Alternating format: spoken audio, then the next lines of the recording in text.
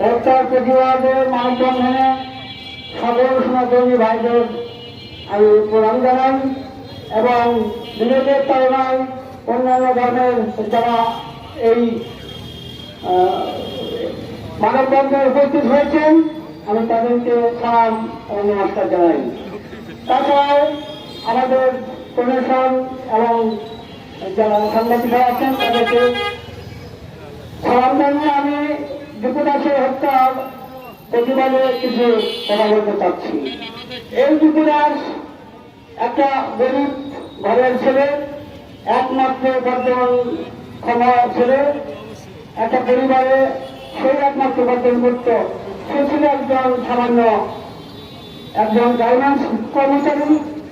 সেই থেকে তার যোগ্যতার ফলে সে সুপারভাইজার হয়েছিল, এটাই ছিল তার কাল। আর যার পরিপ্রেক্ষিতে তাকে আজ পান দিতে হয়েছে।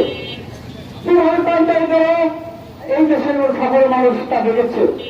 তাকে প্রথমে আগামারা করা হয়, তারপরে তাকে গাছে ধরে সেখানে আগুন ধরে দেওয়া হয়। শুধু আগুন ধরে দিয়ে থাকেনি তারা চারিদিক থেকে লাঠি চিন্তা করেছে। যখন লাশ নিচে পড়ে গেছে, তুলে পড়ে গেছে, তখনও তার মাথার উপরে লাঠি যে ঘর রয়েছে চালা সবাই দেখতে পেয়েছি। এমন বিশৃঙ্খল হত্যা এগুলো চলে পড়ে প্রাণ শুয়ে ওঠে। আজ আমরা এই ধরনের দৃশ্যে আর দেখতে চাই না। আমরা রাস্তায় চিল্লাই, আমরা রাস্তায় মানববন্ধন করি, প্রতিবাদ করি। আসলে কয়েকটা বিচার শেষ হয়েছে, বিচারের শেষ দৃশ্যটাকে আমরা কোনদিন দেখেছি? আমাদের কখন কি হয়ে গেল কেউ পরে খবর রাখে না। কয়েকদিন এইটা নিয়ে চলবে, তারপরে আবার এই কথাটা বললেও যাবে। এইভাবে যদি আমরা একের পর এক বাংলাদেশে নির্যাতিত হই, আজ হিন্দুরা উন্নত হয়েছে, আজ তাদের আর কি বাকি আছে? বাকি আর কিচ্ছুই রাখেনি। সুতরাং এখন আর আমাদের বলার ভাষা নাই, আমি কি বলবো? সুতরাং এই মুক্তি যা বলার দরকার সেটুকুই প্রতিবাদ চাই। বলি এই সরকারকে বলি এর সুস্থ বিচার চাই।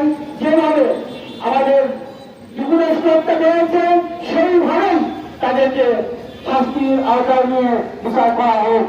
আমি এই বিচার হিসেবে ডক্টর ইউনূস সরকারকে আবার স্মরণ করে দিতে চাই, আপনি এই দেশের হিন্দুদের রক্ষা করেন, এই দেশের হিন্দুদের মান ইজ্জত সব রক্ষা করেন। এই বলে আমার বক্তব্য শেষ করছি। সবাইকে ধন্যবাদ।